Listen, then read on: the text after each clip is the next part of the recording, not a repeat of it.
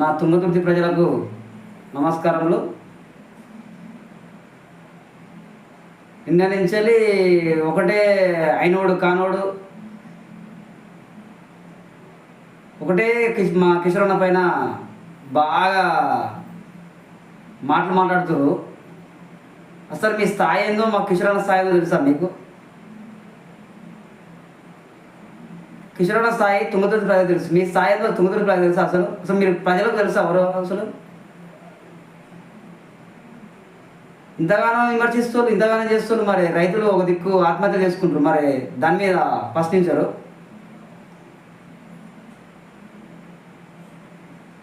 అసలు కిషోరన్న ఇంప్రెషన్ ఇంత స్థాయి మీది.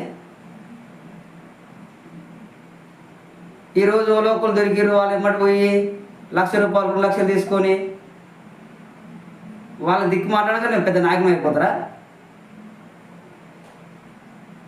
పార్టీకి సేవ చేస్తాడు, ఒక రాజకీయంగా మాట్లాడాలి. చిన్న పెద్ద లేకుండా మాట్లాడడం అది కరెక్టేనా? అసలు నీ స్థాయి ఏంది?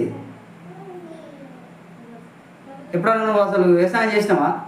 ఎప్పుడన్నా ఇట్లా చెమటలిసి పని చేసినావా? నువ్వు తెలియదా నువ్వు ఎక్కడెక్కడ తిరుగుతావు, ఏం చేస్తావు? హైదరాబాద్ ఈ రోడ్డు నుంచి ఆ రోడ్డు దాకా, ఆ రోడ్డు నుంచి రోడ్డు దాకా రోడ్ల మీద తిరుగుకుంటా తెలియదా నాకు?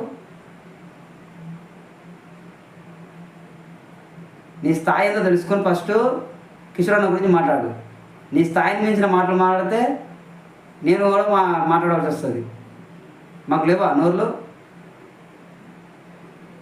నేను నాయకులను గౌరవంగా మాట్లాడతలేమా? మీ నాయకులను విమర్శిస్తున్నామా? అది కూడా విమర్శ కూడా ఒక అర్థం ఉంటుంది. విమర్శించే టైంలో విమర్శించాలి.